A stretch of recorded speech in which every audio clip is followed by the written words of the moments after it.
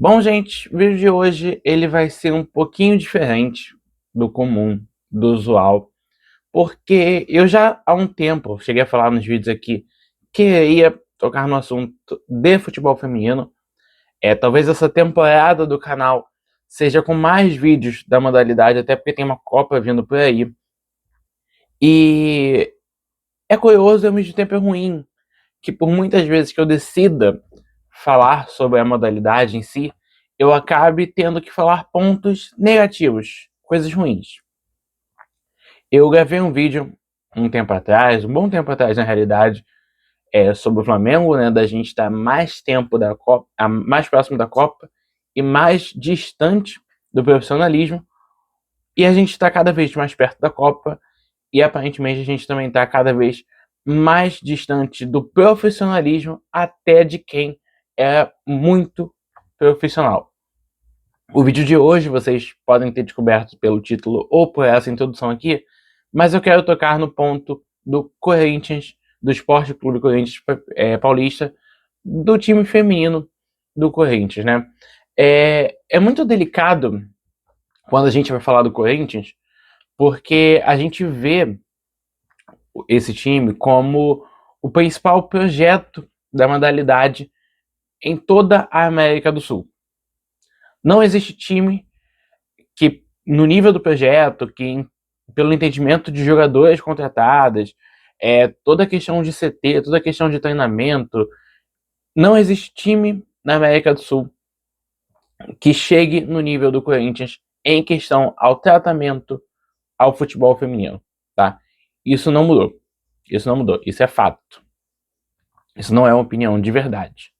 Isso a gente consegue ver e a gente consegue compreender, porque a gente vive o Campeonato Brasileiro e também porque a gente vê as condições precárias de cada um dos times que vão para a Libertadores e também vê a condição terrível que a Conmebol faz a competição acontecer.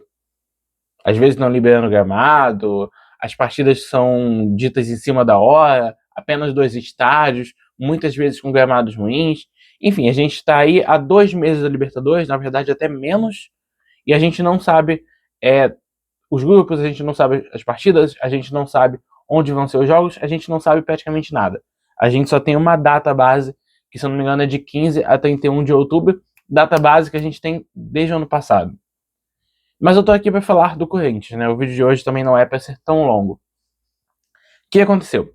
O Corinthians, ele há muito tempo, ele há cerca de um pouco mais de um ano, ele passa por questões financeiras também na equipe feminina. A crise do Corinthians como todo, ela já é conhecida há muito tempo. Muitos e muitos anos, sabe? Até quando o Corinthians esteve bem por conta do, sei lá, do Mundial de Clubes, da Libertadores, naquele momento ali o Corinthians também passava por uma certa crise.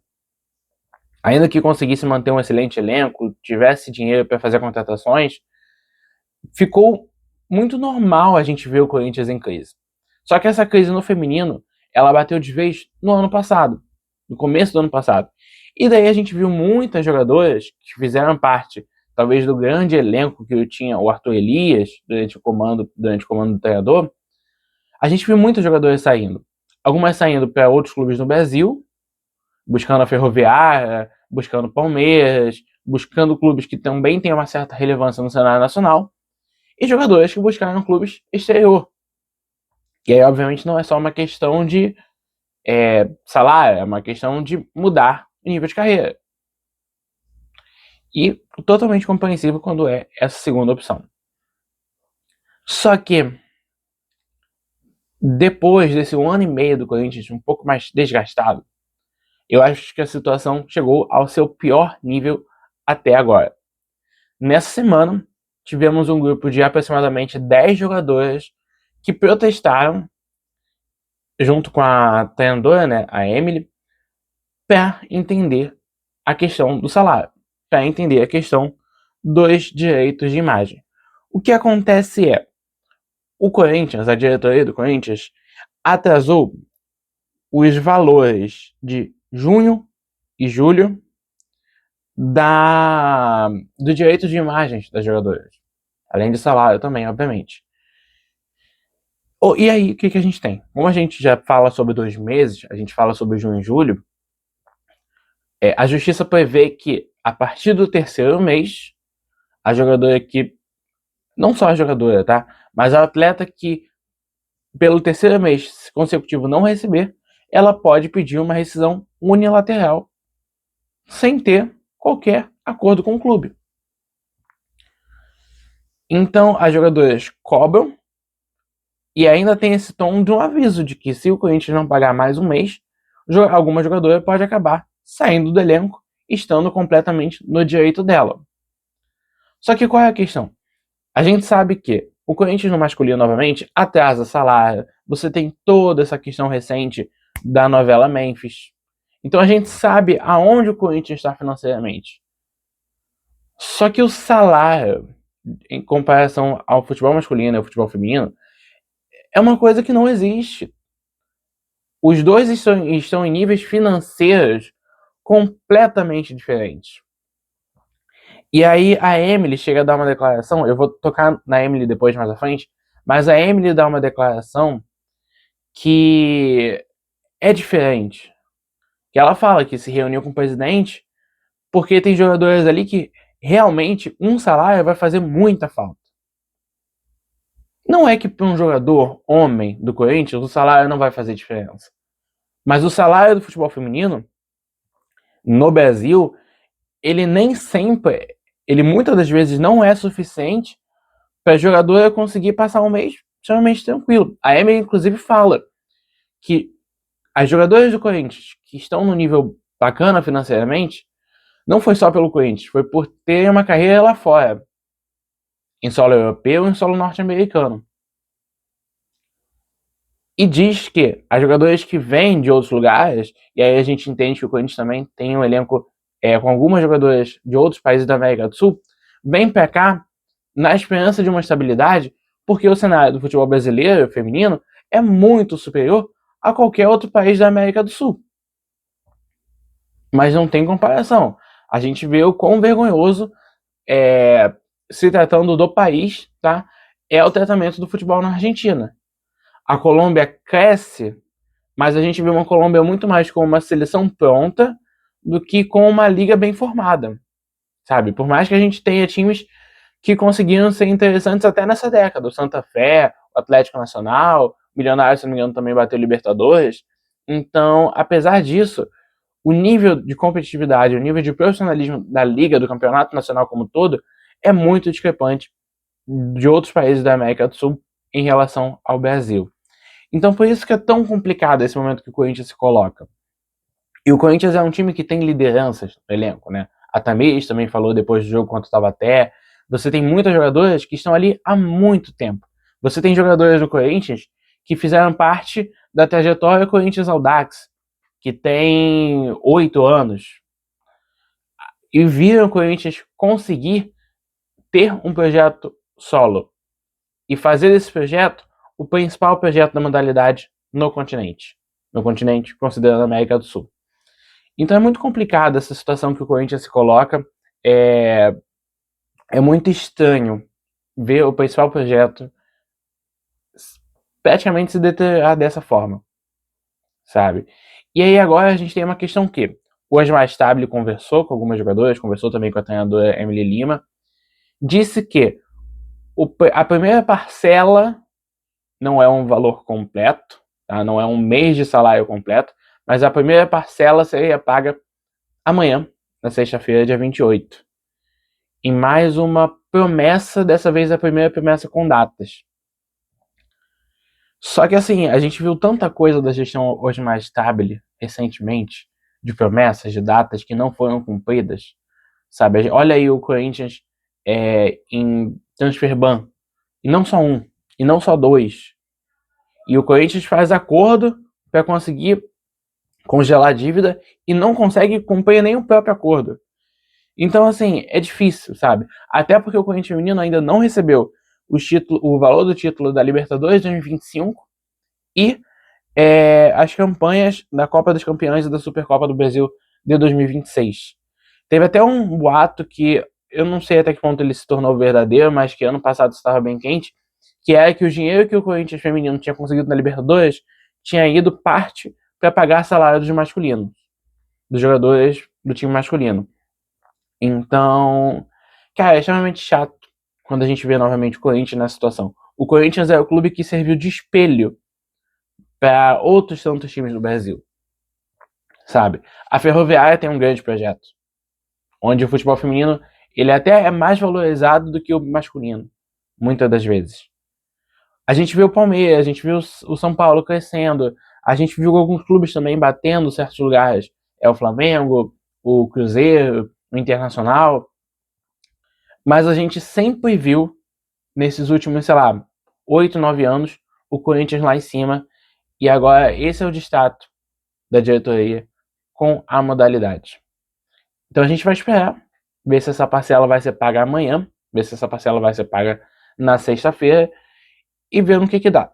Outro ponto que eu preciso trazer para o vídeo de hoje é a crise do Corinthians, e eu não sei se eu posso usar essa palavra para essa seguinte ocasião, mas eu vou preferir usá-la. Ela não acontece só no lado financeiro, só no extracampo. O Corinthians, dentro de campo, é um time que vem jogando menos. Tá? Eu lembro que eu vi bem da passagem do Arthur Elias pelo Corinthians, e por mais que muito da forma de jogo dele vinha de uma coragem de fazer diferente, tinha até apelidos, pessoal falando que era maluquice, enfim. Por mais que eu entenda que de fato seja uma coisa muito Arthur Elias o que ele fez, o futebol que hoje o Corinthians apresenta é um futebol pobre, é um futebol que não corresponde ao elenco que esse time tem.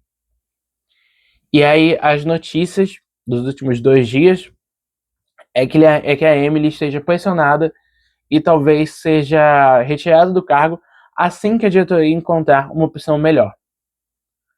Quando a Emily assume com o Corinthians, eu acho que todo mundo que consome futebol feminino já há algum tempo, viu a Emily na seleção, viu a Emily em outros projetos, sabe um pouco da personalidade da Emily, sabe um pouco das formas de jogo da Emily, e daí vão entender concordâncias e discordâncias. Eu acho que isso na Emily sempre foi muito posto, da personalidade dela e da personalidade do jogo dela. Eu não sei se o Corinthians sabia disso, a realidade é essa. Mas eu também não quero dizer aqui que ela seja a principal culpada por 2 motivos. Tá? Não é uma defesa de demissão, não é uma concordância de demissão, mas são 2 pontos que eu acho relevante pontuar. Primeiro, o Corinthians já não jogava bem, já não brilhava tanto com o Lucas Piscinato. O Piscinato sai sendo reconhecido pelos títulos que ele conquistou, mas também pelos títulos que ele não conquistou. Ele foi muito cobrado porque ele talvez tenha sido o treinador que o Arthur Elias antes ganhava tudo com o Corinthians e o Piscinato não conseguiu ganhar a Copa do Brasil. E o Paulista começou a ficar mais difícil. E a Supercopa do Brasil também. Então, eu acho que o Piscinato ele também não é esse treinador, ele não foi esse treinador unânime, ele não foi um treinador de só vitórias. É claro que o futebol feminino brasileiro evoluiu, então outros clubes vão passar a ganhar mais, o Corinthians vai sair um pouco cada vez mais daquele lugar da hegemonia, mas o Piscinato também não tinha um jogo que brilhava para a torcida, o começo dele de bastante crítica, inclusive. Então a Emily também replica esse estilo de jogo distante do que foi do Arthur, talvez um pouco mais pobre do que ele possa ser. E a segunda questão é, o Corinthians hoje tem até 29 jogadores, o que eu não acho um número ruim no elenco. Só que é um time que passa por lesões, é um time que passa por dúvidas de renovação. A Emily até ontem, vou tentar pegar aqui, a Emily até ontem fala sobre uma renovação pendente sobre a... Vamos conferir. Eu só quero conferir o nome aqui, porque eu lembro da declaração, mas eu não lembro sobre quem em específico ela estava falando. Mas é uma declaração, tá? Agora vai. Sobre a Gisela Robledo. Então, ela, que se eu não me engano, sairia do clube agora por contrato, mas a Emily disse que ela só falta assinar. Então, a gente tem esse ponto de lesão, a gente tem esse ponto de renovações, e a gente tem um ponto de que é um Corinthians que não contratou ninguém nessa última janela. E onde isso mais se agravou foi quando os torcedores viram que a Antônia, que desejava voltar ao Brasil, voltou para o Palmeiras e não foi para o Corinthians. Que é uma transferência até impensável alguns anos atrás, se a gente olhasse a situação financeira das duas equipes femininas. Mérito do Palmeiras total, tá? De verdade. Não posso tirar e não devo tirar nenhum mérito do Palmeiras aqui, mas como eu tô falando do Corinthians nesse vídeo, é complicado para o torcedor corintiano que se acostumou a sempre ter o melhor elenco do Brasil, ver jogadores não indo para o seu clube por falta de dinheiro. E aí nessa a gente vê a Emily tendo que fazer muitas mudanças, sei lá, da Ivana ter que atuar como defensora. Então isso conta também para um trabalho mais pobre, essa pouca possibilidade até de fazer o simples, porque muitas jogadoras estão sendo realocadas. Não é uma desculpa como todo, tá? Eu acho que ainda assim o futebol apresentado do Corinthians podia ser melhor, mas isso com certeza pesa, né? E aí agora falando de bola em campo, já que eu tô falando que o Corinthians apresentou o futebol mais pobre, né? O Corinthians ficou em terceiro no Campeonato Paulista, venceu recentemente por 6-2 o Taubaté, com time misto, ficou atrás de Ferroviária e Palmeiras, e o Corinthians terminou a primeira fase do Brasileiro em segundo, atrás do São Paulo, perdendo a liderança na última rodada. E aí o Corinthians vai enfrentar o Cruzeiro nessa dúvida aí sobre os salários vão cair antes ou não. Vi até gente falando que algumas jogadoras poderiam se ausentar da partida caso não caísse o dinheiro, mas até diante do profissionalismo de muitas ali, eu acho difícil disso acontecer, apesar de não ser uma cobrança errônea. Tá? É importante ressaltar isso também. Salário é direito de qualquer trabalhador. É meio engraçado ter que precisar dizer isso. Mas bom, é isso. Agora é esperar os próximos passos, é entender o que a diretoria vai fazer, se vai cumprir o que aparentemente para o Stabile é difícil, mas vamos ver se a diretoria vai cumprir com o acordo verbal feito às jogadoras e à treinadora. Vamos ver se o Corinthians se reencontra em campo, se a Emily Lima continua no comando da equipe, porque isso são perguntas, são dúvidas que vão ser respondidas daqui para frente. Bom, agora sempre pedindo o like de vocês. A torcida corintiana, quando eu fazia mais vídeos aqui, sempre comparecia no canal, eu agradeço demais por isso. Vou pedir também para vocês se inscreverem no vídeo, que agora sim eu vou ficando por aqui. Fui!